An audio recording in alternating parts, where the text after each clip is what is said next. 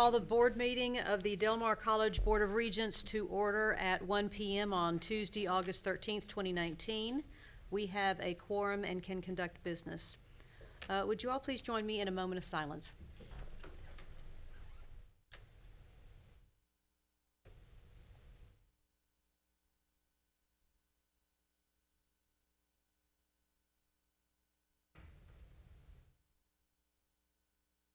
Thank you. Ms. Estrada, would you lead us in the Pledge of Allegiance, please? I pledge allegiance to the flag of the United States of America and to the republic for which it stands, one nation, under God, indivisible, with liberty and justice for all.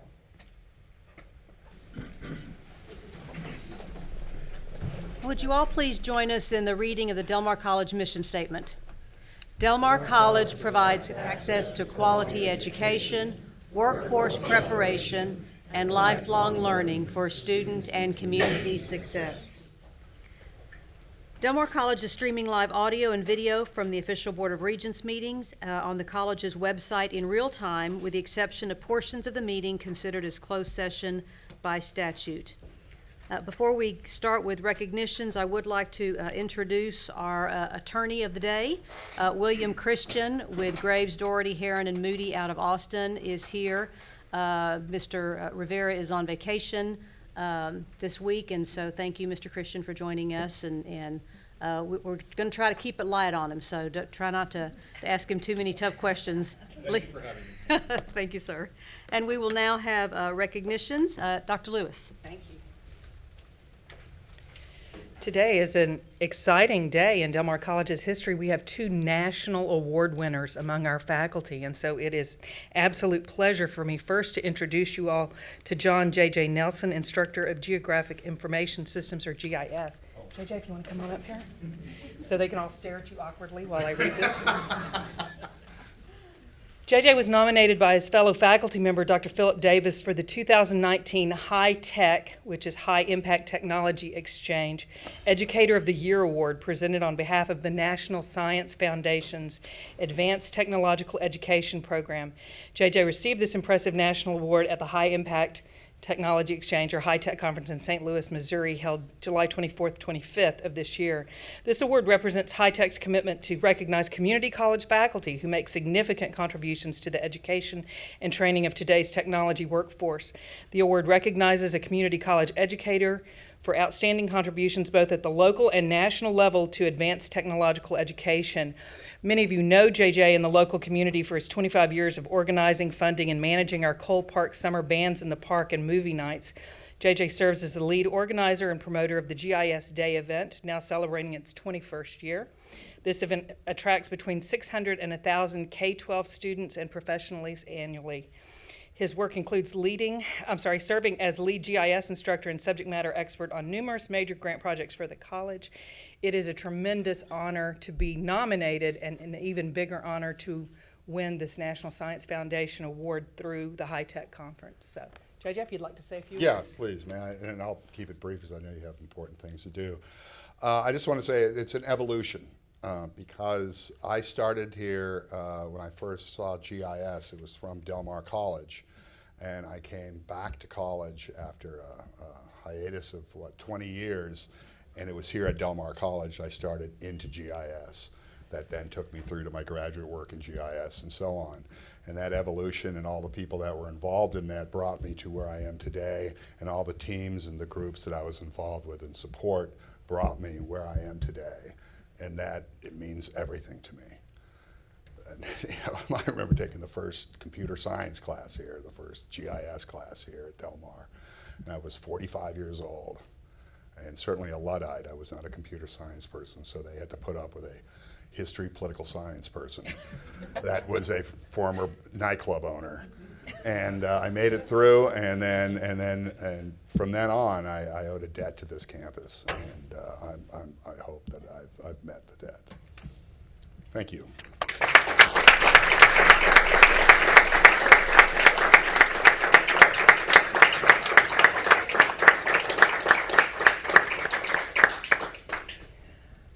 And our next honoree is someone who is not a stranger to you. We've honored her several times before. This is Melissa Steve. Melissa, come on up. She is the Program Director and Associate Professor of Emergency Medical Services here at the college. Melissa was nominated by her fellow faculty member Robert Ruiz to recognize her outstanding achievements and contributions in EMS. Nominees are scored on how they consistently demonstrate commitment to providing high-quality professional education for EMS practitioners, serve as outstanding role models for EMS practitioners in the classroom and in the community, effectively mentor EMS students at all stages of their professional development, introduce and incorporate innovative approaches and tools in the classroom which enhance students' learning experiences and contribute and participate in the development of education content that expands the body of quality EMS curriculum. She will receive her award at the National Association of Emergency Medical Technicians, or NAEMT, I guess it's pronounced Name It, is it? It's just an Let's, AMT. let's call it Name It. Annual meeting in New Orleans, Louisiana on October 15th, 2019. The NAEMT annual meeting is held in conjunction with the EMS World Expo, so I guess she's going to be a world leader too. So winners will also be recognized at the EMS World Expo opening ceremony on October 16th, 2019. As the recipient of the 2019 NAEMT Jones and Bartlett Learning EMS Educator of the Year Award, Melissa will receive a monetary award of $1,000 plus $1,200 for travel to the event. So not only on the national level, but on the World Expo. So, Melissa Steve.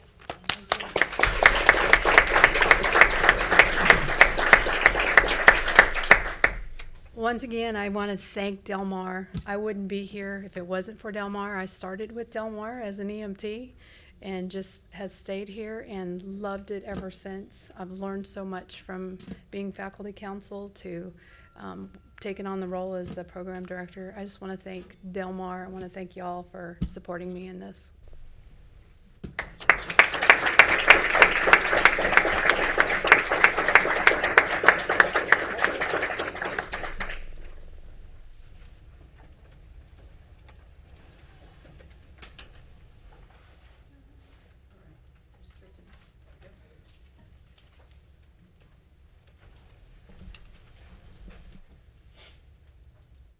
Thank you all very much, and once again, congratulations to both of our faculty members and for the work that you do. We're now going to move into staff reports. I'm going to let Dr. Escamilla introduce each one of these as folks get their presentations up and ready. Thank you, Madam Chair. It's today we're going to be talking about student housing at Del Mar College, and it's basically what we're doing is we're breaking the ice on the conversation. It's been a very, very long time since we've talked about it here, and it's been a very long time since Del Mar has had housing. Del Mar College, when it's in its early days, evolved with housing in mind, and so Dr. Silva's been working with staff to put together various scenarios of housing throughout the state of Texas at the other 49 college districts. It's going to have a statewide perspective, talk about what happened, the history of Del Mar College and student housing, and just various models out there. Again, this is a very, very preliminary conversation that we hope to get some feedback on and advance as the Board of Regents sees fit. But it's very interesting as we've learned a little history, haven't we, Dr. Silva? We definitely have. It was a learning experience, absolutely. Well, good afternoon. I'm Madam Chair and Regents. As Dr. Escamilla mentioned, we're just going to break the ice today. It's a very general overview of the topics of student housing. Before I begin, I'd like to thank Jay Keenum from College Relations and Dean Sanders for their contribution in today's presentation. So today we're going to talk a little bit about the benefits of student housing and give a small glimpse of the history of housing at Del Mar College. We'll also review the cost of student housing at our sister colleges throughout the state, and also discuss housing and construction options for the subject here. So let's go and begin by talk about one of the very first benefits of student housing here, and it is the recruitment of students outside our service area. We're going to, a little bit later, I'm going to give you some enrollment figures outside Nueces County for Del Mar College. But housing will allow us to be more aggressive in recruiting students outside our service area. I spoke to Dr. Bridges last week. Dr. Bridges is the chair of our music department, and she's actually in the audience today, so I invite her to come add anything that I don't touch on today. But she was very clear that the music department would greatly benefit from being able to offer housing to their students. It'll expand their market and their ability to attract talents from throughout the state, and that can also be said for many other programs. So Dr. Bridges, did I cover everything? Anything that you want to add? Thank you, Dr. Silva and board. Just wanted to add that I've done a little bit of market research among my own faculty that really go out there and recruit. They are invited to guest conduct at region honor and area honor choir, band, and orchestra events that are held in locations other than Corpus Christi in our surrounding area. And as many from our band director, Dr. Abel Ramirez, who is really nationally known, he has recruited over the past 7 years more than 60 students from out of our service area. 2 of them have been able to attend. The reason is almost always lack of housing. And many of these students have signed on to accept scholarships from us, and then at the very end, when it comes to closing the deal, we can't because they have no place to live. But even with the other 2 faculty in orchestra and choir, it's upwards close to 100 students over the past 5 years that we have recruited from out of the area. And when asked, because I really push this issue, could you double that if we had beds? They said, we think we can. We're pretty sure we can. So that's the news from our department, and I know it will add. It will not detract from the education our local students are getting. It will only add if they have more competition and more exposure to what's going around in other locales. Thank you. Thank you, Dr. Bridges. Now I'm sure Dr. Bridges speaks for other chairs from the division and the college that feel the same way. Second benefit of student housing is reducing time to completion. Research tells us that housing does reduce time to completion, mainly because students in housing have to go full time to be able to stay in housing. It enhances our collegiate experience. We are currently a commuter school, so students go from the parking lot to a classroom to the parking lot many times. And we all know engagement is a big part of retention. So having housing will increase the collegiate experience for our students. Along with food insecurity, we now have a food pantry because of that. We know too well that our students also have housing insecurity. Our staff often hears about students who are either homeless or are couch surfing. And so that is a serious issue with us as well. Also, during the Ask the Viking and even new student orientation, the question of housing comes up quite a bit as well. And so that is something that our staff has been asked on many occasions. 29 out of our 50 sister colleges in the state of Texas have housing. I'll tell you, preparing for this presentation and doing this research, I wouldn't have guessed it was that high. That surprises me. And so for 29 of our 50 colleges, and also 4 of our state technical colleges have housing. In a little bit, I'm going to break that down as far as what their costs are. And then also it's linked to our proposed strategic plans. That's Goal 4, learning environments to provide engaging, effective, and student-ready environments. Objective 4 is to develop new and renovated facilities to meet the needs of the 21st century students. So this next one, in fall 2018, 2,201 students came from outside of Nueces County. Just a sample of some of the counties represented here is 1,413 from San Patricio County, 210 from Erasmus County, Jim Wells had 132, Duval had 40, and some of our counties from the south, Hidalgo had 40, 31 in Cameron, and 68 from Mexico. So I'll just give you a little glimpse of where our students are currently coming from. The history with Dr. Escamilla, so we learned quite a bit about researching for this presentation today. The first discussions about housing at Del Mar College began in 1949. The first dorm was established in 1950 in a converted private home on land owned by the college. It housed 5 music students, all young women, and the students were responsible for their own cooking and housekeeping and were overseen by a house mother. And it was a music faculty member that served as a house mother. So in 1952, the college housed 50 students on campus in boys and girls dorms. Again, these were converted residential homes. The students were all recipients of music or athletic scholarships and were from outside the Corpus Christi area. By 1958, the Del Mar College owned 13 residential homes that converted to student housing. And you can see we were looked through a lot of annuals, found lots of pictures. We got some pictures here, courteous of our college relations departments. The actual dorms, in 1963, dorms buildings were constructed on campus. The men's dorm was located near where the water tower is right now, and the women's dorm was between the English building and what's right now the Wolf Recital Hall. So you can see them here on the map. They're outlined in red. The one on the far left is where the men's dorms were. The far right, that bigger box, is the women's dormitory. Why'd they keep them so far apart? It was in 1960-something, Dr. Escamilla. And it was men and women. That's what it's all about. That one on the right was the former. It evolved into the former Stone Writing Center. Exactly. Yes, sir. It was that for a long time. Yeah, yeah, and they discontinued the dorms back in 1960. Back when athletics went out in 1960, so soon thereafter the dorms went out too, and it was in 1972 where the two dorms had been repurposed. The men's dorm became the classroom space, and eventually that was demolished, and it became where the water tower is, where facilities is right now. And just like Dr. Escamilla just mentioned, the women's dorm was the Stone Writing Center for many years until eventually it was demolished to make room for the Fine Arts Center expansion. So those were the dorms in the past, and their history, the brief history on there. We talked about our sister colleges. This was really interesting. Again, we had 29 community colleges and the 4 Texas State Technical College that have housing right now.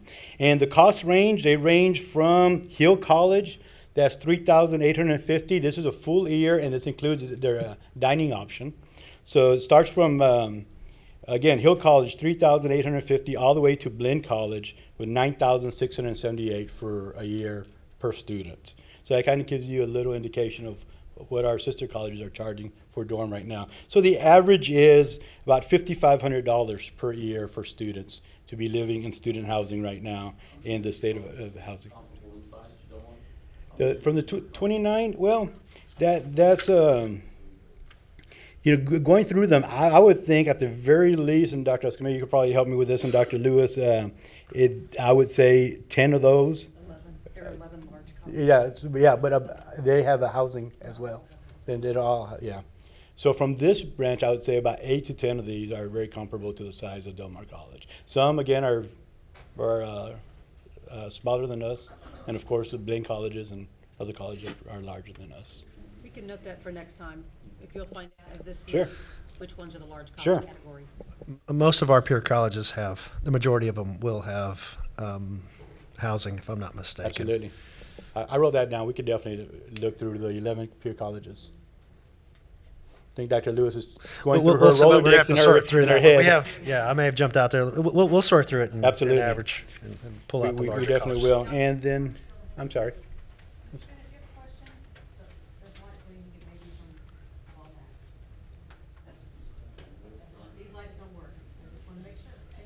Okay. The next page is a continuation of the 29 community colleges and what they charge as well. You'll notice in the summer, usually they don't have student housing available, but what many colleges do is they use that for band camps, for STEM camps, other kind of recruiting opportunities as well. So summers are sometimes used for that purpose as well. So that's what the housings, the cost that you have is usually for the fall and the spring and not for the summer. So some of the options, definitely these are not all the options, but these are some of the options available, is residence halls, your traditional dorms that usually have a 2-person suite with a food service. Regents dorms nowadays look a lot different than the dorms I stayed back in the days. So they're they're nicer now. Regent Scott and I were just talking about my dorms back at A&I. They look very much different than dorms nowadays. But they also have apartments, traditionally having with a living area and a full kitchen. And also there's multifamily apartments also, some campuses that allow dependents of the college students to live in the apartments as well. And the construction options, again, just a few, is Del Mar College could have the opportunity to construct its own residence hall or campus housing. You could also contract with a third-party vendor, and they'll come in, they'll do the housing, and then, and even sometimes the management of it in conjunction with staff. And then, of course, there's a collaboration where you can do a little bit of both with a third-party vendor and Del Mar College as well. So there's some possibilities.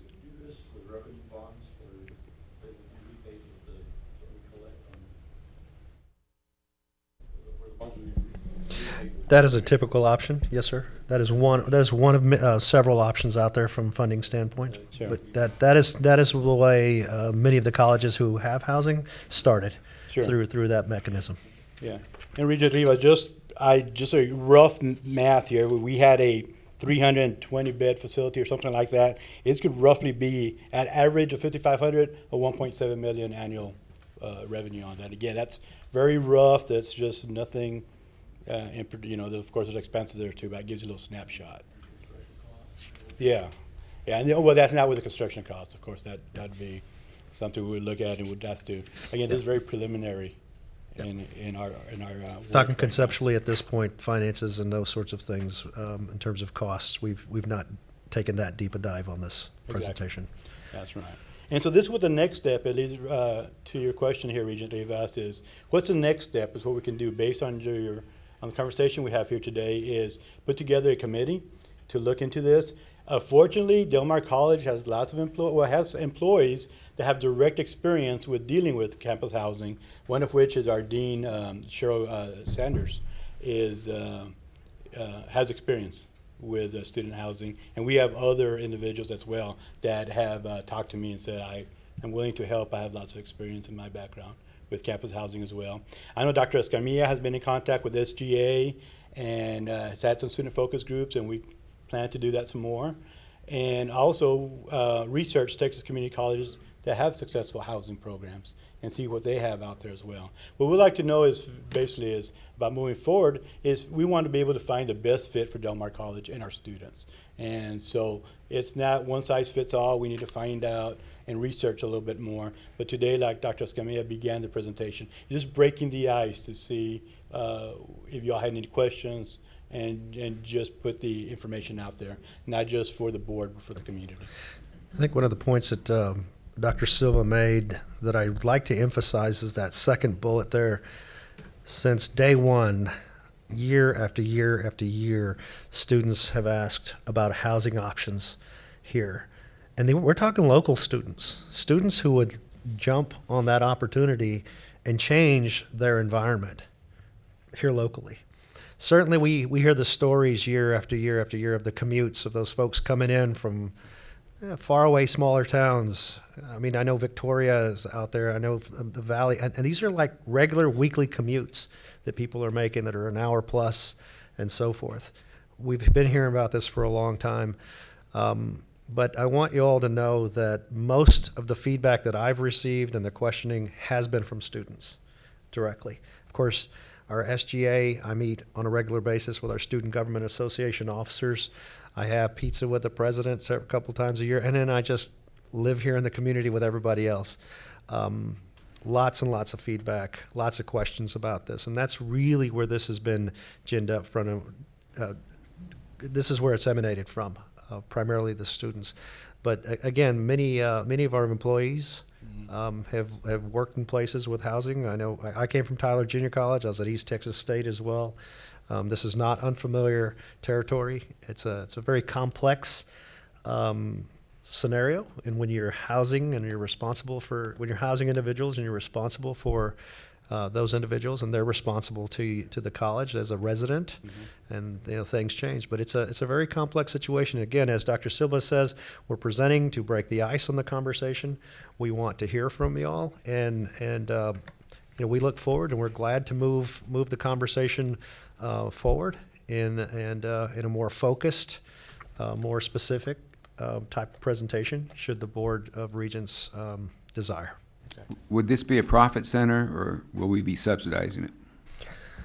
The business model, depending on the fill rates The model, you'd build both models, depending on, ideally, it's going to be the first situation. You know, you would move into those things with calculations. We would move into those plans with calculations under both case scenarios. You're always going to set out both ends of that spectrum. And what I've learned is, you know, you've got to prepare for the worst case scenario, but you certainly do set up a model whereby not only is the fill rates at max fill, but you also have to be anticipating waiting lists, and that's the experience that I've seen out there. I know at Tyler Junior College, they routinely have several hundred people waiting on a list for beds. That's not unusual for some of the colleges that have their robust housing options. I think they have over 1,000 beds, 1,100 if I'm not mistaken. And they're one of the schools we want to go look at. They have a best practice. Their current president and past presidents, you know, Juan Mejia, we know them very well. They've invited us to go over there. They have a good model, and they have had a wait list to get into their housing. When you're around South Texas and you're engaging people from smaller areas, Laredo comes to mind. The several times that I've gone to Laredo and just encountered people throughout the community. When you're talking about the students that I've encountered who are current music students, in fact, coming from there, you hear the stories of you know, we want to get to Corpus Christi. Corpus Christi in itself is a draw. It's a college town, and our programs attract them. Are extremely attractive to these people. For these various specific programs, and just for general studies too. We have quite a reputation for general studies as well as the specific areas of arts and other things. So it would be across the curriculum. I want to add one thing. We focused out on music being the kind of the prime example, but our entire curriculum would be very attractive to students from all over these South Texas towns, including the Valley, the bigger metroplex areas, and San Antonio. I can imagine our workforce programs being very attractive to students all throughout the state as well. And they are, and that's where they're commuters. You know, there's various levels of commuters. You know, we have those that come in from all aspects of our local area, but you know, commuting is relative to our students' experience, and they do come in. You know, when you talk about the workforce programs, they south of San Antonio, south of Houston, south and however you want to look at it, really south of Houston and even west of Houston, outside of those programs around the petrochem and so forth, we're it. There's nobody south of San Antonio, including San Antonio South, that have what we have in the way of programs. Now they're coming. I know Texas Southmost is on our heels to ramp up, but you're very accurate there, Dr. Silva, in that those particular programs would receive a lot of interest as well. They need a place to put their heads. That's what they're saying. Absolutely, yes. Just to add to what you're saying, Dr. Escamilla, I know that the music program and the housing was what Sandra Asperger, our former regent, came to Del Mar because of the music program, of course, and of course because of the housing. So I'm excited, and please continue looking into it. There's no question, you know, that the time is right. You know, we're talking back in the 60s and the early 70s, and that was in the past. I think now what we have is we've got a situation now where we're going to make Del Mar a place where the kids can go and live the life of being in college, and they don't have to go too far because they can still come from here, stay here, and it's close to home. But more than anything else, I think it's going to create a big change for Del Mar. And I think it's something the time is right. And there's no question, it's going to work. To me, it's going to work because we're going to get kids from all over that are going to come and stay here and enjoy the kind of lifestyle that we want our kids to go. But we don't want them to go too far, right? Because we still want to have them here and enjoy the college life. And no, I think it's going to be an awesome situation for everybody. I agree with you. I have a question regarding this slide that's in front of us. The students, I'm assuming this excludes dual credit students? No, it actually does include the dual okay. credit as well. And actually, I was prepared for that too. I actually brought that. Other than San Patricio, there are not as many students as you would think. Okay. I think San Patricio had like 400 dual credit students, so we still have 1,000 that are either commuting or finding some way to come over here. So I did look at those numbers as well to be able to compare those. Well, I'm not hearing anyone disagree with your next steps to continue looking at exploratory committee Yes, ma'am. and to do your due diligence. I think the concern would be the profit versus subsidy model and what that would potentially look like. And so how that benefits our students. Do we look at 3 potential locations, West Campus, this campus, and the potential South Campus? I think there's all kinds of variables in there that are going to give that exploratory committee some opportunities for robust discussion. But most importantly, it's going to be the market analysis, and is this something that this is the right time? I think emotionally and from a student services standpoint, I'm not hearing any disagreement. Financially, is it the right time for us to move into the housing market? And that's going to be the tough question. So unless I see someone disagree with me, I think that you have board concurrence to move forward with your next steps. Good. I agree with that. This may be too early, but have we identified any potential locations on this campus? For dorms I'll let Dr. Escamilla answer. So, or buildings that we're not going to be using? so I was giving the honor to Mr. Alfonso coming up with this idea, but he refused it. He said, "No, Dr. Escamilla, this is one that you came up with." So I've looked at the utilization reports of current buildings that could possibly be renovated at some point. There are going to be there are footprints where buildings will be raised and removed from the site, and we have some off-campus locations as well, the Tarleton property and the like. So it's wide open at this point, and we're looking at everything. Again, those are the next kind of conversations we want to have and bring back to you before we start getting ahead of ourselves. So we'll bring to you every option that we can possibly put together. But one of the points that I wanted to make was we're going to have students involved. Absolutely. We're going to have students at the table, not just focus groups, but students with us on these committees to really be what they're supposed to be, and those are the drivers of those conversations. Of course, we're going to be fiscally responsible. We're going to watch out for these for the financial scenarios as well, and we'll be sensitive to those too. And from a timing standpoint, how long do you think the exploratory committee is going to work? When do you think you're going to be coming back to the board with a status report? I think we can easily come back in middle to the latter part of fall. Yes, exactly. For a report, for an update. It won't take long to do that. You know, we'll introduce everybody, get things going. Probably easily have a couple of meetings under our belts to start pulling data together and the like. Definitely by December, if not November at the earliest. I'll work with administration staff. Yeah. So we'll shoot for this fall for sure. Great. That's tomorrow. Any other questions or comments on this item? Thank you. Thank you so much. Appreciate it. Ms. Keys, you want to introduce our next topic? Yes, thank you very much, Regents. Every year, we invite Corpus Christi Regional Economic Development Corporation representatives to come forward and discuss and present information on our tax abatements. And Mike Culbertson is here with us. And Mr. Culbertson is the Chief Operations Officer at the Corpus Christi Regional Economic Development Board Corporation. And we appreciate you being here today, Mike. Well, thanks for having me. And this is really his report. Thank you. All right. So it's my fault. No. I got that. That's what I got out of that. Good afternoon, Madam Chair, Regents, Mike Culbertson. Thank you for having me. First off, I'll earn my keep right now. Del Mar is located in an opportunity zone, so you could use that kind of funding for dorms, just so you know. Thank you. And we can talk about opportunity zones and the IRS. They're still finalizing the rules on that. But this part is not the South Campus. Sounds like there might be an opportunity for a guest member of the exploratory committee. Okay. We'll feed you too, Mike. So just to be sure, Corpus Christi Regional Economic Development Corporation was formed back in 1986, and we've been standing alone pretty much since 2000.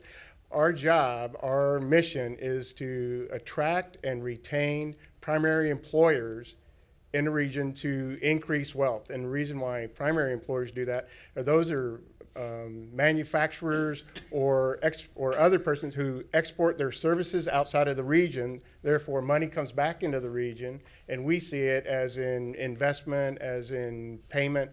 CCAD is a great one. Driscoll Children's, because they bring money from outside in. So just so you know, it's not just the manufacturers, the refineries and things like that. It can be other things. Engineering services that do work, you know, for government agencies outside of our region. I am a certified public accountant licensed by the state of Texas, and you know I'm current. When I do compliance for, as you can see, City of Corpus Christi, both counties, Nueces, San Patricio, Del Mar College, the Drainage District. I also do compliance for the Business Job and Development Corporation, which is a Type A which is a city sales tax. And then now I'll be doing one. We just had a Type B project, so I'll start to do that. The way I do it is, you know, I go through all the agreements. I actually am in with your legal or other legal departments to figure out what you want. What is it that you need as a group to offer an incentive? So I do all of the stuff. I try to use standard reports, you know, the IRS 941s. That's basically a quarterly, this is how many employees we had, this is how much we paid. So I know that how much their job count is. 940 is for the whole year. I use audited financials. When they say I'm going to hire 200 people, I'll use the Texas Workforce Commission reports, because that actually has the address of the person. So that way we know that, you know, they're not counting people that are located in Houston. Now, if they do, that's fine, but if they said they're going to hire 200, they have to have 200 here. They can have 10 somewhere else, that's fine, but, you know, we have to make sure it's here. I review all the company's assertions, and then I make a report to the president, and then if there is a question, we'll go through legal, and then we'll finish up there. Right now, you have existing tax abatements of M&G, and we'll talk a little bit about them later, of Vistalpina, Castleton, and Epic Y-Grade. Now, these are, you know, huge, huge projects. You can see M&G. Now, we'll talk about this, but it's 751 and 200 jobs. Vistalpina, this is just their dock, is the 56 million. Castleton never took off. They came here, and then they had a change of leadership, and they pointed another way, so you won't see them. And then Epic is one that was just recently approved. So you did have one way back, because in Topaz is when they redid 2 CP&L power plants, and they are complete. And so, you know, they're supposed to invest 630. You can see they invested 900. They've completed, and you know, they already have construction start. Now they're called Talent Energy now, but you know, they're still going with it. One thing I want you to look at is Castleton. When we talk about incentives, we always do backfill. So they have to perform to get a share back. And Castleton never performed, so they never got anything. So, you know, I don't want you to worry you know, you're writing a check early or before they finish. You know, you do not. They have to perform for them to get any advantage, any incentive. So I was asked about, you know, how are we looking at for return on investment? And here's one of the problems with it. The return on investment, you really aren't paying anything. Like, for example, look at Vistalpina. Vistalpina is 0. That's submerged land. It was not on the tax rolls. They didn't pay. No one ever paid taxes on it. But once Vistalpina built that, the docks, now all of a sudden you're starting to generate taxes. So if you divide 303,000 by 0, it approaches infinity. Technically, for the math people, it's undefined, but you know, we'll do that. Topaz is complete, and that's the 4.5 that you see. Now these are net of incentives. These, you know, I'm not adding incentives in there and counting them twice. These are net incentives. These are dollars that you actually got. When I talk to people in accounting, you know, in regular accounting, like retained earnings can be, you know, a nicer desk or what like that. But in governmental accounting, a dollar is a dollar. There's a dollar that exists there. So I want you to see that. So for all projects, this is what you would have gotten had you not done the project, the incentive at all, $139,000. So Topaz was $61,000. That's just, had you not done any, now these are taxes, they're not values. Had you not done anything with Voestalpine, you still wouldn't be receiving anything. M&G Resins went into bankruptcy. They're in the 4th year. Now they're finishing up their 5th year in their agreement. Corpus Christi Polymers, which is made up of Alpac, which is a Mexican company that is really big in plastics, in PET production. They're so big that one of the reasons why it was delayed so long was it had to go through the FTC to approve what essentially is a merger, because they were such a large. M&G was number 2 in the market. So essentially a merger of 1 and 2 was a problem for the FTC. They finally blessed it, but they blessed it because Indorama, which is, it's actually an Indian company, but it's based out of Thailand, and Far Eastern Investment, which is out of Taiwan. They came together and they did an asset purchase, and so they are remobilizing, and they will start construction now. And that's what, and Jacobs, now it's called Worley, is their people that are moving up. So right now they are technically in compliance, but one of the problems is they're going to have to create jobs like really quickly, and we'll see what happens then. I don't want to go into to if they will or not, but once that's complete, I will go through, just so you know, it starts in January. January, you submit your rendition, and then you submit reports to the college. It actually comes to me, and then I'll start my work. I talk with the appraisal district all the time because we have to keep things separate. And just so you know, this Topaz, this 139,000, you still receive that, because what's ever there, you still receive. It has nothing to do with the incentive. And that's questions.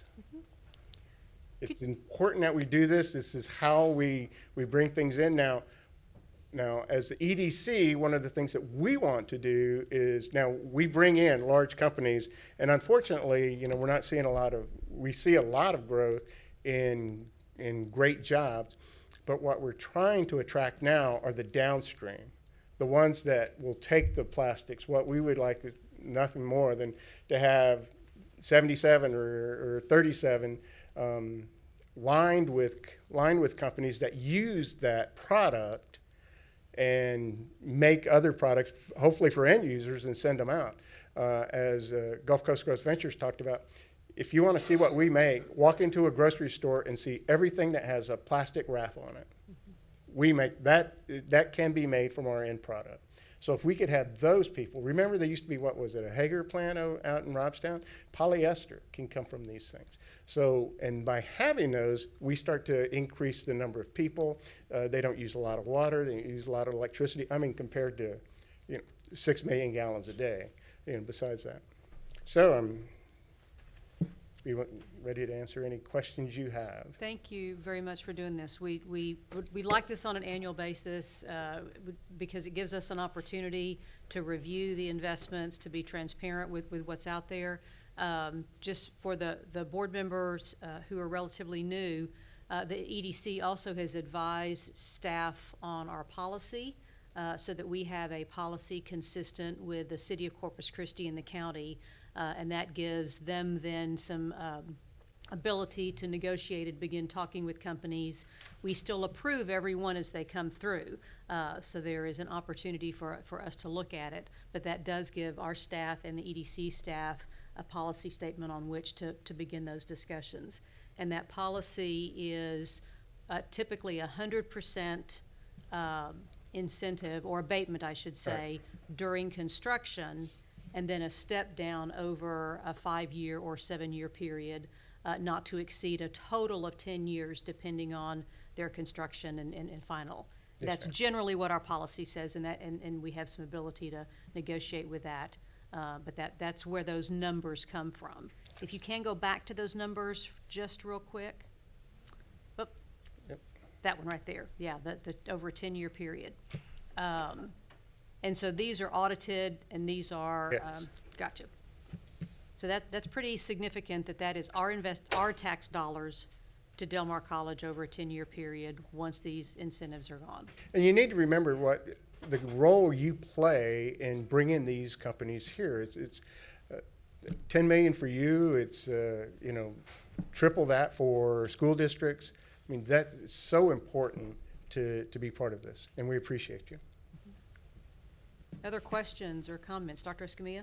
Oh, just really quickly, this is our tool. This is the only tool that we have. Now, the school districts, you'll always hear the 313s and all the other mechanisms that are out there for the tools. This is the single tool for community colleges to use, just as a reminder. And I think they've been great corporate customer citizens in helping fund workforce because they need it. I mean, it's while it's generosity, we appreciate that, but you know, they need workers, and we get our kids here. You know, you talk about bringing workforce people, training to live in dorms. You know, this is hugely important, and they can stay here. Well, and philosophically, I mean, the public policy reason to do this is twofold. One, it's the short-term incentive for the long-term Right. capital value, but it's also for the jobs. Correct. And the long-term jobs associated. And so that's why there's typically a jobs number associated with these projects. And when they come, they're here for at least 50 years.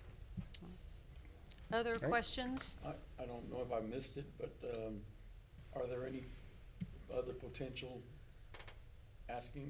companies asking for abatement? Not right now. Now, we constantly talk to companies and work through that. But right now, we're finishing up a couple that are just starting to break ground. But right now, there's nothing really on the horizon. We probably could take one more cracker, just market-wise. We're seeing a lot now. Epic rose to the level of investment for a midstream, but we're seeing a lot that are not rising to that level. So there's a lot that you're getting that are not available for incentives, and those should come on their own anyway. I mean, we're not looking for you to go down there. You have a great policy, 150 million, and that's kind of where you want to be. Great. Thank you. Thank Thank you you. very much for being here. Thank you, Mike. Next, we are going to have, as part of our continuing discussion on our budget, an update from Mr. Garcia.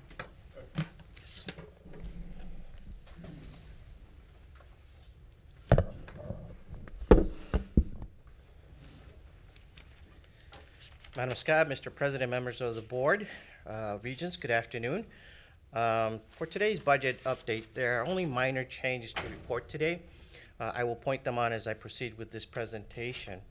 These changes are intended to provide clarity to the budget. Please note that there are no changes to the total planned budget revenues and expenses since our last presentation about 2 weeks ago. I will also emphasize that the budget is still in preliminary mode. We're still baking, with the intent to deliver a final budget for approval in the coming weeks. So let's get started. Okay, so I won't take a deep dive for the abatement. I think Mr. Culbertson did a good job in covering this a little bit more in detail, but I definitely would open up for any questions before I proceed. Very well. Okay, let's move on. So there's no changes to report today that will have a financial impact to the budget dollars. That's the takeaway on this one.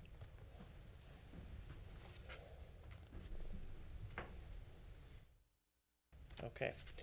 So the next couple of slides is intended to provide examples of operating activities that are aligned to the strategic vision and to report the related financial support.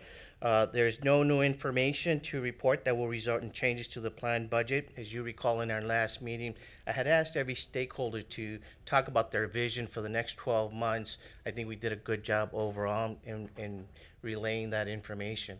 So I will now open it up for any questions specifically as it relates to this slide. Okay, thank you. Same thing in this next slide. There's no changes to report today. We covered this extensively in our last meeting. So again, I'll open up for any questions that you may have. Very well, good. Again, part of the whole strategic alignment of revenues, the vision, the operating activities, and the financial resources, there is no change to report today. So I'll open up for any questions or comments. Okay, very well. This is going Let me break the momentum a little bit, or the lack there more. Let me just talk a little bit about why we're doing this, how we're doing things, and how we're going to do things differently. Again, as requested by the board, you know, we're presenting today to keep tapping the wheel to move things along. What we're also going through, what you're experiencing here, is our still relatively new CFO. Slightly used, no longer new. CFO, gently used. beat up a little bit. Gently used CFO now. It's a lot for him as well. There's a lot of this. These iterations are good for him and the team as we all get to know each other. So we're tapping the wheel. We're building a calendar as we speak. As we're completing this year's budget, we're already looking forward to next year's budget. So I want you to know there's a lot of little politics and all these other things that are going on as well. So it's as much for us as it is everybody else. Thank you. So again, continued talking about strategic vision, the funding, the activities to support that vision. There are no changes to report today. The budget, revenue, and expenses remain the same. Any questions? Again, the same messaging for this last slide. So now let's talk about our revenue stream. As previously discussed, we're looking at a $107.8 million revenue for the planned budget for fiscal year 2020. This has not changed. As you can see, the primary funding for this is property taxes, followed by tuition and fees, and some other miscellaneous revenue dollars. Any questions? Are the numbers from the appraisal district final? Looking at estimates. It is not final until we work through the whole over the next 2 weeks, where we will ask and put this out in public and ask for comments, and then it'll be up to the board to approve whatever tax rates that we are recommending. So with that said, the tax rates that we discussed in our last meeting have not changed. That is still consistent with the vision today, and it's probably going to be the same rates that we will be proposing in the coming weeks for your approval. I think the question was, are the valuations from the appraisal district final? Yes, I'm sorry. Yes, the valuations are final. There will be no changes. Yes. Sorry about that.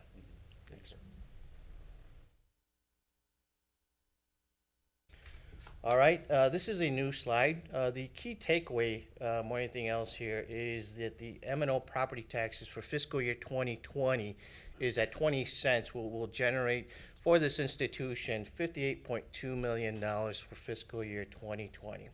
As you can see, the proposed rate is still around 20 cents relative to what's been presented and approved over the last 4 years. Any questions?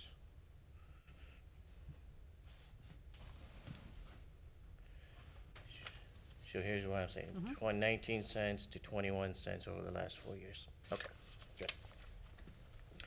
All right, this has not changed either. The only change, if any, is the debt service revenue stream. So at the end of the day, the key takeaway is with the proposed tax rates, we're looking at $77.2 million in total revenue stream. That includes the M&O and the debt service taxes. This is going to the board with a proposed rate of 0.28 cents right here. Again, the biggest driver for the change is the new debt that was issued for the capital project campaign, which is the Southside campus, and the building renovations that was approved a couple of years back. Any questions? There's an observation that debt service number is down, and so our total, the rate is actually down just slightly. Yes, the overall total rate is down, yes, and the debt service is also trending downward. That is correct. This is mainly because we have some bonds that will be maturing that they're at the tail end of the maturity, so that's part of it. And then what we will see in the coming years is an uptick on this as we continue to explore the added financing for the remaining approved dollars. Yep. Any other questions? Okay. All right, tuition and fees remains consistent. There has been no changes. We're looking at $25.9 million, and just the tuition and fee components comprise of all this: corporate services, transportation, training, continuing education. There's no new information to report. Again, this is consistent, no changes.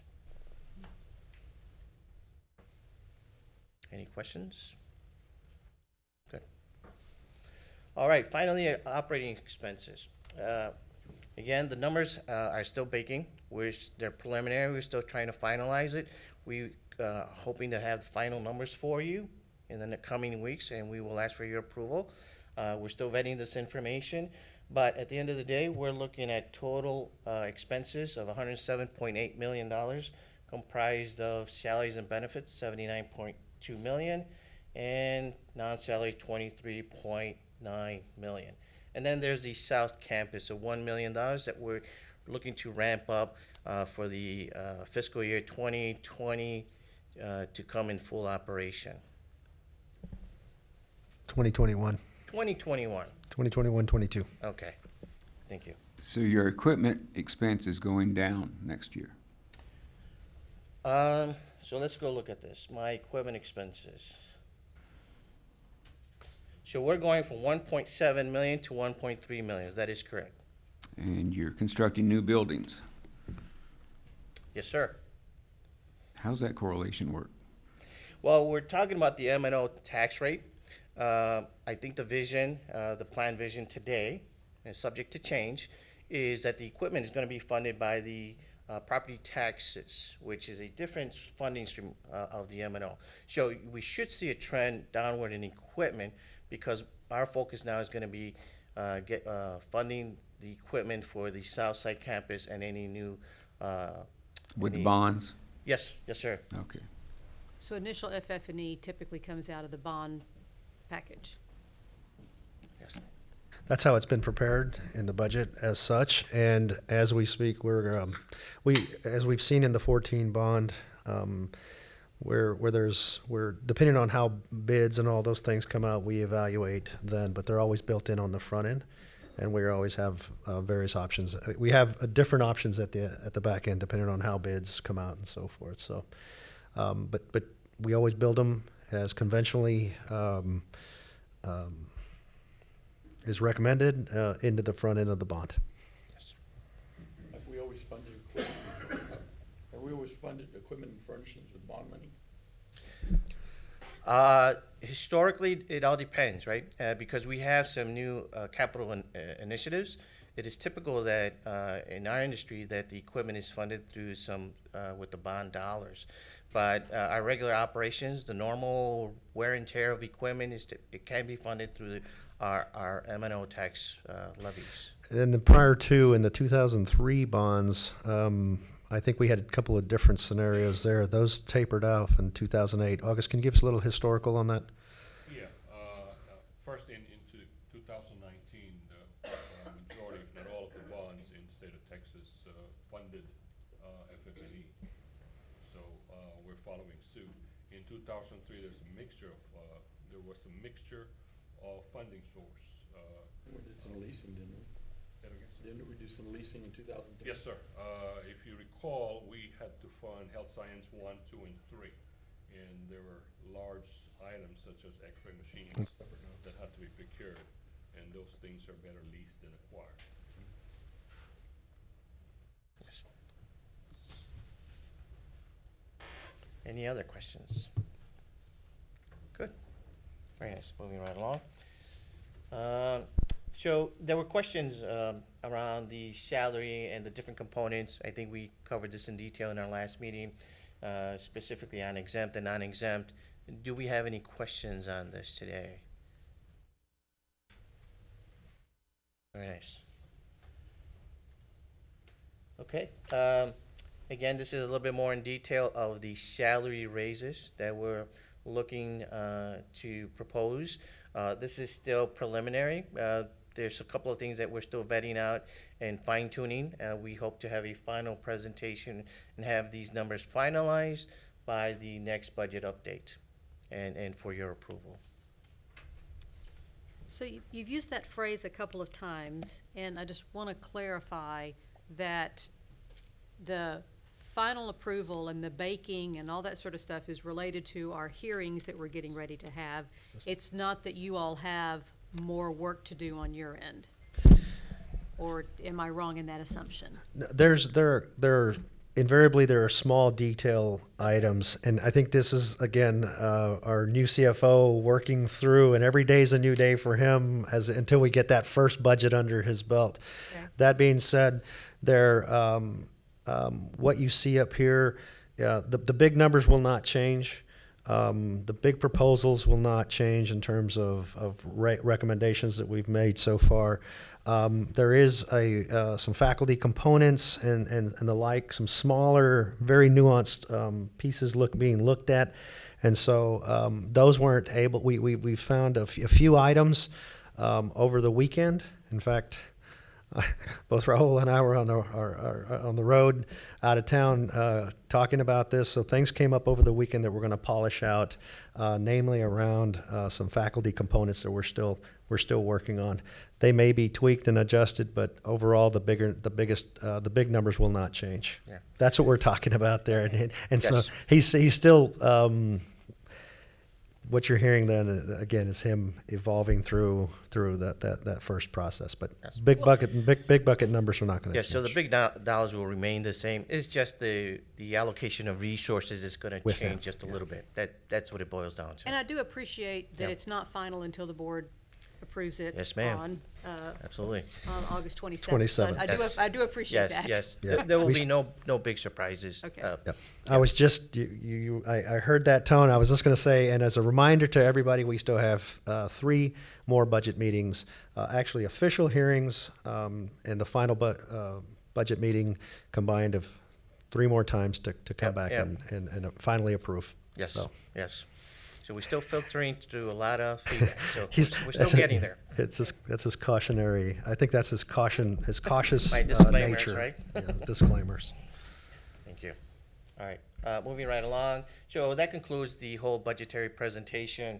If we move on to the 5-year forecast, nothing has really changed. Again, this is just more anything else to go over what the vision is for the next 5 years. It is a discussion, is a reference for discussion as we plan out next year's tuition rate increase and future budget plans. Again, this is fluid and will continue to change as new information is vetted. Preliminary debt service tax rates, combined tax rates. Again, still baking. As new information comes in, we will continue to adjust accordingly. Preliminary financial forecast. This includes information relating to Southside campus, the ramping up of that activity, new debt issuance for the remaining approved bond issuance. And then the final stage. Here are some dates that we really need your assistance in helping us out to navigate and approve. That includes the public hearing on the budget and tax rates that's planned for the 19th, the public hearing on the tax rate, and then the second public hearing scheduled for, looks like the 22nd, and then finally the end of this whole entire process is the Board of Regents budget and tax rate approval on the 27th. Do I have any questions? Do you have any questions? Good. That concludes my presentation. Oh, I'm sorry. I do want to restate for the record, I'm going to restate those meetings, including the time and location. Yes. So on Monday, August 19th at 5:30 p.m. here in the Eisenstein Boardroom will be our public hearing on the budget and tax rate. On Thursday, August 22nd at 5:30 p.m. here in the Eisenstein Boardroom will be a public hearing on the tax rate.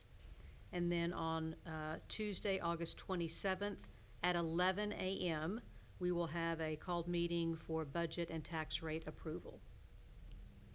So, That concludes my presentation. Thank you very much. you all. Dr. Escamilla, your Yes. president's report. Yes, I'll be very quickly through this. So July 27th through the 20th was the Texas Association of Community Colleges annual meeting. It was our annual meeting held in Marble Falls, and you can imagine at the end of a legislative session, there was a lot going on. I was seated as the secretary and treasurer of the association, so I'll continue in my role as an officer. We were very fortunate to have had Senator Royce West attend and other notables from legislative staff and the like. It was a very strong annual meeting, lots and lots of things going on, lots of change going on, to include a change in our CEO of the association. He'll be leaving us in about a year or so. So we'll have to be addressing those changes as we move ahead. Downloading the legislative session, all in all, we came through it intact, almost entirely. But with public education and tax reform being at the forefront, everybody took the back seat, all things considered. We did very well, and that's what was largely the theme at that meeting. Second bullet item, the statistical profile is out there for your consumption. I think I'm a little off on my notification, but just as a reminder, if anybody's looking for that, we have them handy dandy printed out for everybody, and we also have them on the website. The entire statistical profile is there for your use. Finally, this is an item that I wanted to make sure, and you'll continue to hear about how we move with our current construction as we finalize some of the projects. I wanted to report that of the projects that are nearest completion, both here at our East and West campuses, we've changed the dates of operations to take over and begin operations in the buildings. I made this call upon some recommendations from staff about this accordion effect of moving into our facilities and really, I think, I dare say, unnecessarily stressing the whole world out to get into the building. What I reported to our chair, to Chairwoman Scott, was that what's magical about moving into these buildings is that it's done right when it's done, and it's done well, rather than compressing everybody's calendars and really letting the calendar lead our decisions over what's right, what we believe is right. So that being said, on the West Campus, there are two projects coming to completion. There's both the workforce development and the ET expansion. I'm pleased to say that the ET expansion project will come online for support services and some teaching this fall semester. I've been walking those on a regular basis, both with and without permission. Sorry, August. I stumbled on they let me know that I was there without permission at one time, but I've since been wearing a hard hat and my appropriate gear. But nevertheless, I look forward to you all seeing the ET expansion. It is absolutely spectacular. Can't wait.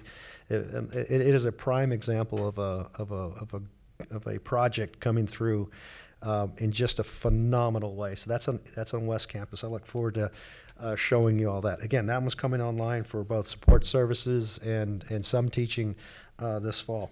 Now the workforce building, that is the larger building out on West Campus, will not open for classroom usage and teaching usage until the spring. We'll be using this semester to move in as well. To move into that building as well. There's still much AV and there's some technical equipment being brought in. It's caused some changes and some specifications. Our Gulf Coast Growth Ventures $1.5 million donation has been that needs to be tweaked, and we need to take our time installing that. That being said, that building is expected to be online, moved into, and ready to roll come spring. The only other building, which is the largest project to date, is our East Campus General Academic Music Phase 2 building. Part of that building was going to be ready for the fall semester, and part of it wasn't, and so forth. So it's a series of A, B, and C, D A, B, C, and D buildings, and so the buildings to our north, which housed many of our gen ed classes from East Campus, were going to be ready just in time. And what we saw was getting people back from being gone, and getting furniture in, and getting everybody registered, and doing all of these things, stacking up all of these activities that were necessary to move in, was really taking a gamble, okay, taking a risk, and really stressing things, potentially stressing things out. Not to mention our enrollment folks who already had plans for. Already had opportunities to have our students in classrooms.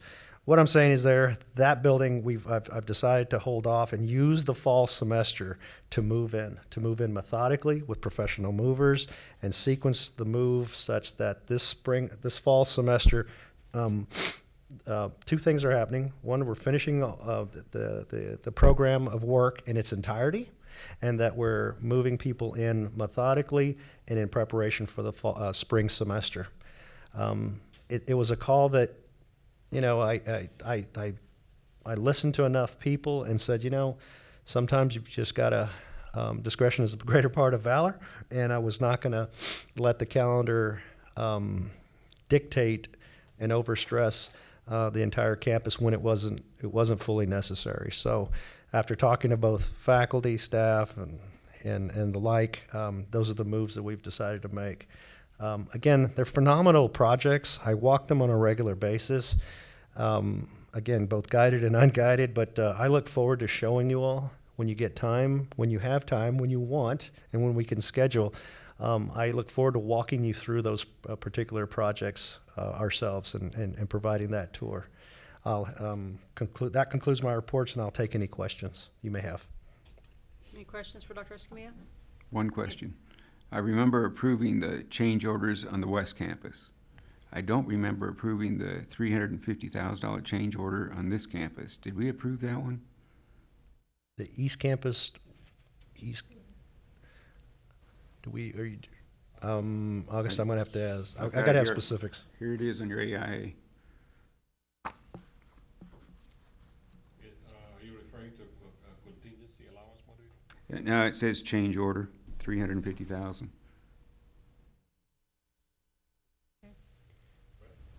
We can look into that. Yeah, I'll be glad to take a look at it. Yes, okay. Because I don't remember approving it. Yeah, in each one of the projects, as Brett Flynn explained in the June board meeting when you approved the additional funding for the West Campus, each project has a contingency allowance modification. They're together. Brett can explain that is part of the 10% contingency allowance modification within the General Academic Music Building. Yeah, on the General Academic and Music Building, there was actually money approved by the board at the time the contract was approved that was still on the contract, but was not in the contractor's contract, it was on the project. So we just moved the money from that fund into the contract, but it was approved by the board when the contract was approved before construction started.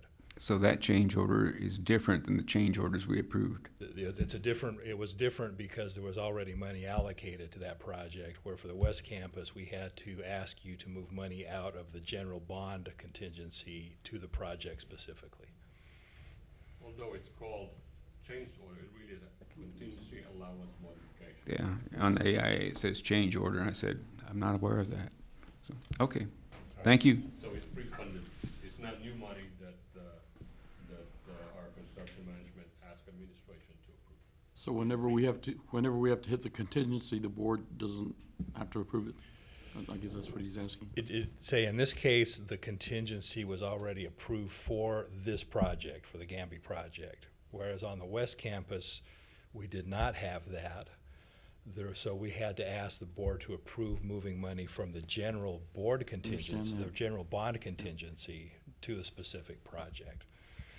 And we can give you more information. On the positive side of that is there are substantial amount of balance left for what was funded for a contingency allowance modification for GAMBI, or General Academic Music Building. And it would be nice to see the balances that are remaining as we get closer to finishing those things. Yeah, it should be in the same report. Okay. This fall, we were just talking about that this morning as a follow-up to this note. This spurred conversations within about the next updates as far as completions go, and as we were talking about our move-ins and these sorts of things, it spurred those very conversations. So we'll be back in the fall, probably around the November timeframe, to start talking about, okay, here's where the projects are, and we'll have a financial fiscal report that goes with it.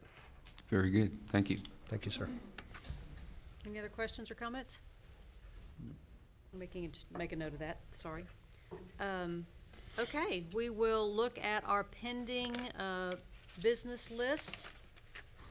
You will note that in September, we're gonna have, actually that tax abatement policy.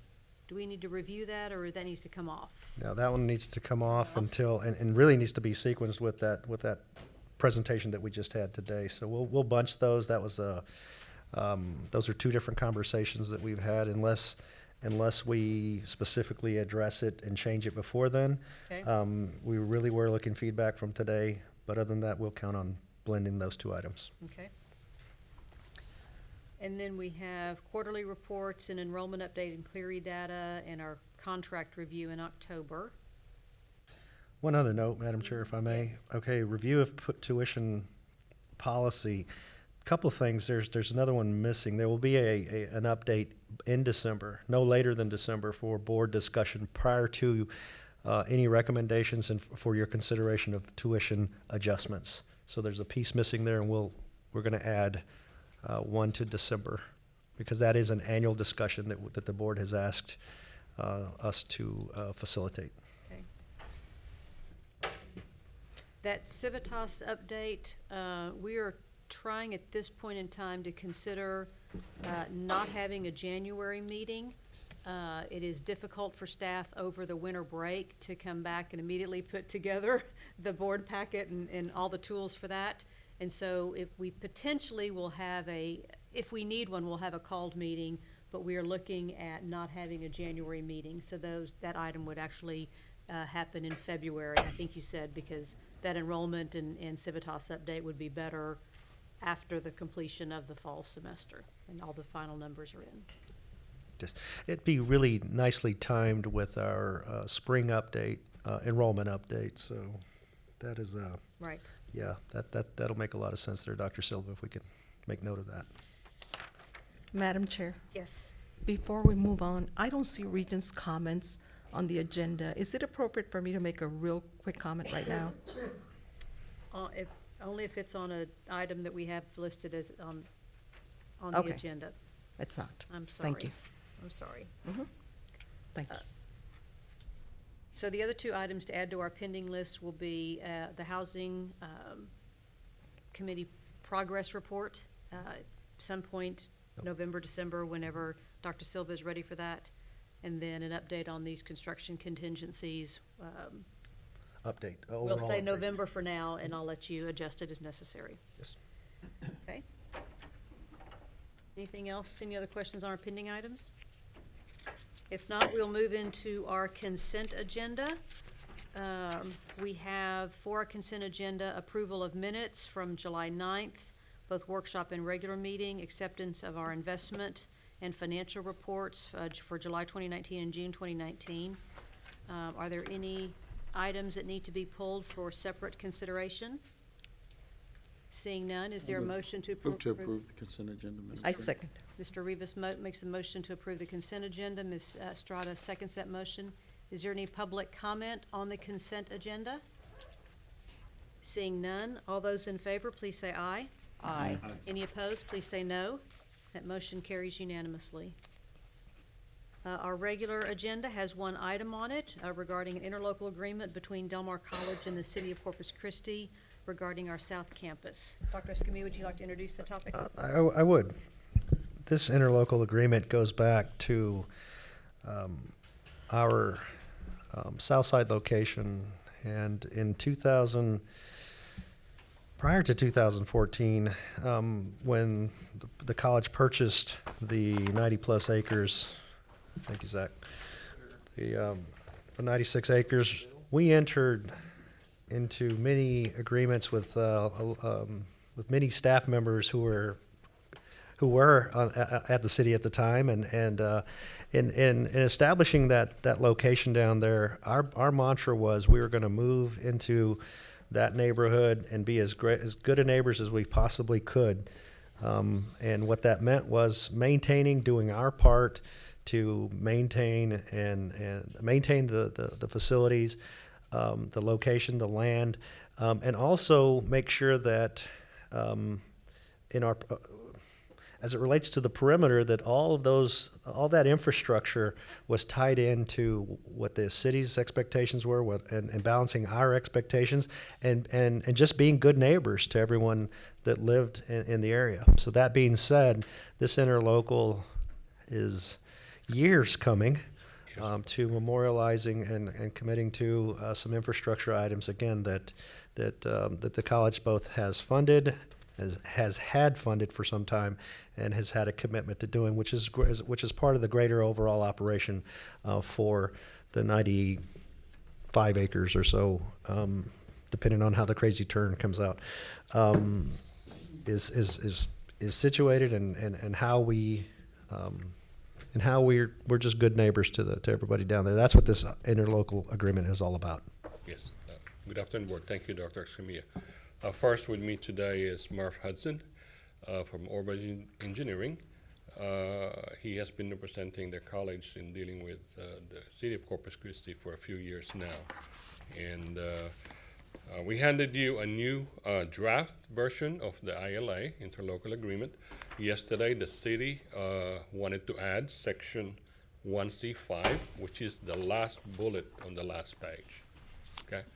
It has been reviewed by legal and authorized that it's okay to include in the draft that the board is approving today.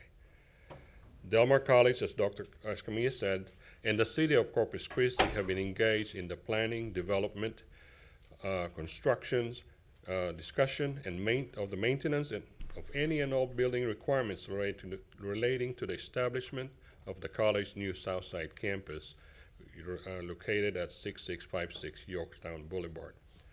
As a result of the collaboration between the city and Del Mar College, an ILA, Interlocal Agreement, is proposed for the following: improvement on Yorktown Boulevard and Rodford Road, the maintenance of such, the addition of turn lane construction needed for Phase 1A of the Southside campus, the construction of a pedestrian bridge over Master Channel 31 to the west side of the property, and the construction of a multi-use trail running north-south connecting to the pedestrian bridge. The administration is seeking board authorization to negotiate and enter into an interlocal agreement with the city of Corpus Christi related to the planning, development, construction, and maintenance of the building requirements related to the establishment of the college's new Southside campus, Phase 1A project. Murph and I are here for any questions. So you have already negotiated, sir. Is this the starting point? Is this the final point? Are we going to see this again before it's final? Tell me, with this draft in front of us, you're asking for authorization to negotiate and enter into. Is this the final negotiated contract? This is a draft. You're approving a draft that we can bring to the city of Corpus Christi. The city employees, then will discuss it among the development services and the engineering services and all the other groups involved in the city of Corpus Christi, and they will bring them to the city council for approval. And then we can bring it back to you for approval. So we would see it again after the city council has approved? Yes. Okay. Fortunately, we got their addition yesterday. We cannot guarantee that they may have any other revisions or additions. And if they do, and when it's finalized, we will bring it back to the board. And regarding budget for these items, that is included in both construction estimates as well as our operating cost estimates, and You want to talk about the budget? It goes way back. Yeah, it goes way back to what the board approved in the 2014 bond when the board allocated 1.88 million for the development of the Southside campus site. okay. Urban's work is related to that, that 1.8 million. And all of what we will agree with the city within this ILA will be funded through that Southside campus 2014 budget. And then the operating cost would be incorporated into our M&O? Yes. On an ongoing basis. And do we have an estimate for what that? I'll have Murph answer that. That's what we are negotiating with the city right now, and they don't have any figures that have shared with us at this time. Well, there's three parts to the agreement. One is the turn lanes, another is the pedestrian bridge and multi-use trail. Those will be public improvements that are to be maintained by the city. And so there shouldn't be any operational costs for the college with regard to those. The medians are a little bit different in the sense that the college wants to be able to control the maintenance of those, and so there will be operational costs associated with landscape, irrigation responsibilities for the medians, both in Yorktown and Rodfield Road. Yep. One thing, going back to those conversations, the medians are far less substantial than the medians further down Yorktown, closer between Staples and Cimarron. Those are right there in front of King's Crossing. Those are very substantial medians. The medians that exist in front of Cimarron and Rodfield are nowhere near that. And our once those were designed, they're not designed to hold as much vegetation or anything like that. At the time of this discussion, again years ago, as I recall, the discussion was largely around keeping, albeit minimal, relatively speaking, vegetation there. We wanted to control it because at the time there were staff members recommending and prescribing landscaping and vegetation that that at the time we had no way of knowing would coincide with what we had at the South Campus. So that's, if you recall that, Murph, that's why we really wanted to take that on as our own, to maintain and to make sure it fit with the rest of the campus location there. So that goes way back, but we still maintained that position, and that's what the agreement calls for. As it relates to the turning lanes, the college is required to build turning lanes for Southside Campus Phase 1A. We negotiated with the city since they are on site on our property building, expanding Rodfield Road, and their contractor happened to be Haas Anderson. So we negotiated with the city so they can do a change order to their contract, and then they can build a college correspondingly. So it's a win-win for both the city and Del Mar College. And it just happens also to be that the contractor for Package 1 that you all approved has Haas Anderson as their sub. So they're already on site, and they will continue to be on site as they develop Southside Campus Package 1. Okay. The last item, the question I have is related to the negotiation of water rates. There's a lot of grass on that campus and will be for a while until it's completely built out.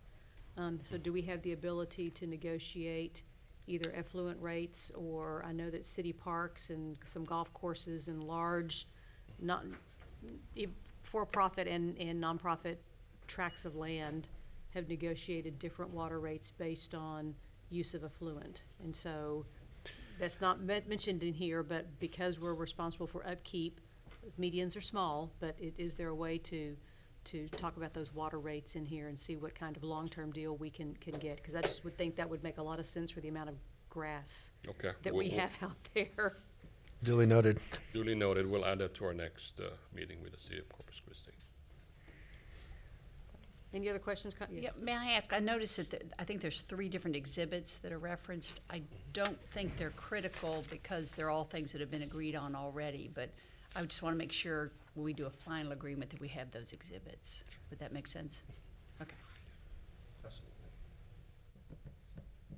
Any other questions or comments? Is there a motion to, I'm sorry? I was just going to say, okay, to that point, okay, Mr. Rivera called me early this morning, our general counsel, that those exhibits were in the final draft form, but this is the basic language, so they will be included. I'm sorry, you just tweaked something. It just took me a little while to react to your statement.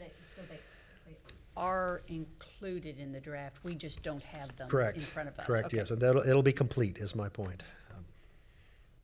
With the exhibits.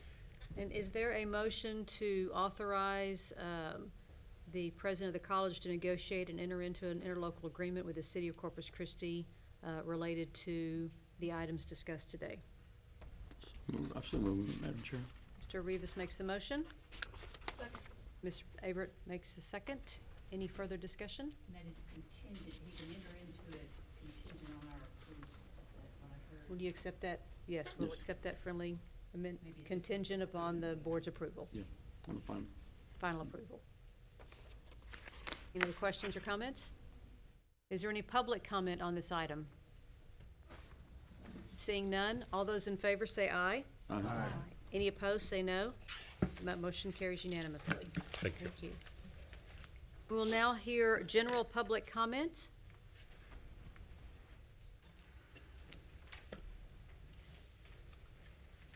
Thank you, sir. Mr. Jack Gordy?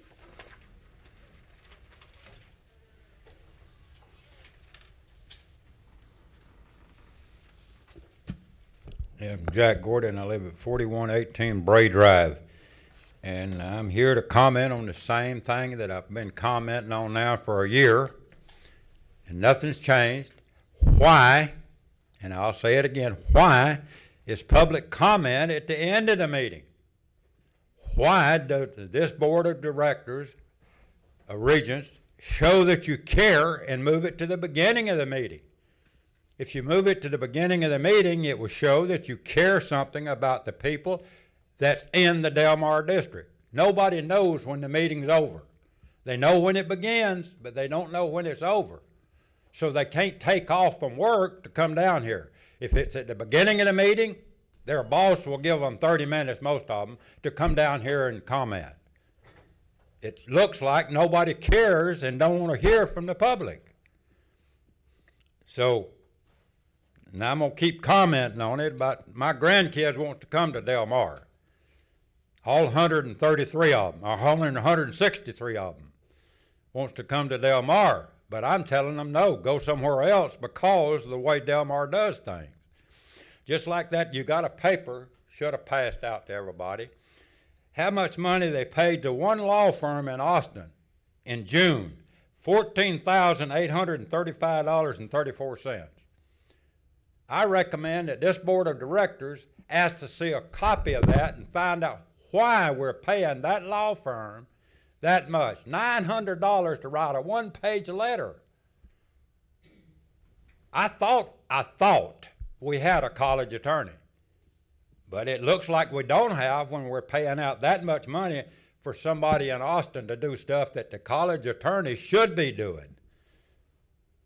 Like I said before, you need to get rid of him and hire somebody that knows what they're doing. Thank you, Mr. Gordy. We will now be entering into closed session. If you'll allow me to read the closed session language before we take a brief pause.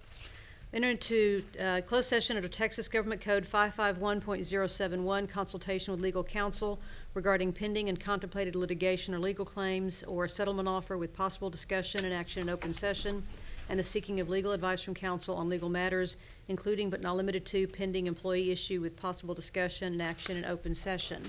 And under Government Code 551.089, deliberation regarding security devices or security audits, regarding security assessments, deployments, and audits related to information resources technology or the design, operation, or defense of a computer network, certain network security information, the deployment or specific occasions for implementation of security personnel, critical infrastructure or security devices, or information confidential under Texas Government Code 552.139 with possible discussion and action in open session. And under Texas Government Code 551.072, real estate property deliberation regarding the potential purchase, exchange, lease, or value of real property, and Texas Government Code 551.073, prospective gift regarding a prospective gift or donation. The time is 2:35 p.m. and we'll take about a 5-minute break to clear the room. Thank you very much.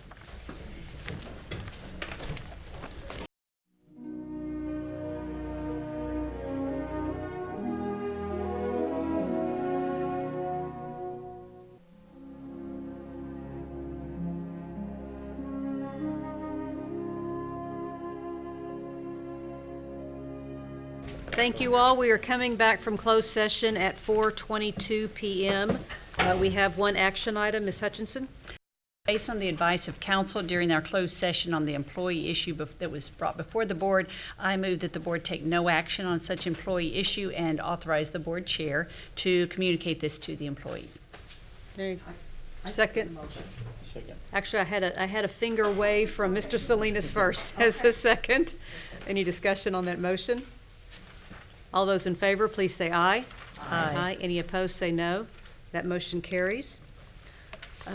We will look at our calendar for the next couple of months. As I said previously, we have 3 upcoming budget hearings and tax rate hearings, and then a called meeting to approve the tax rate. We also have summer graduation this Friday.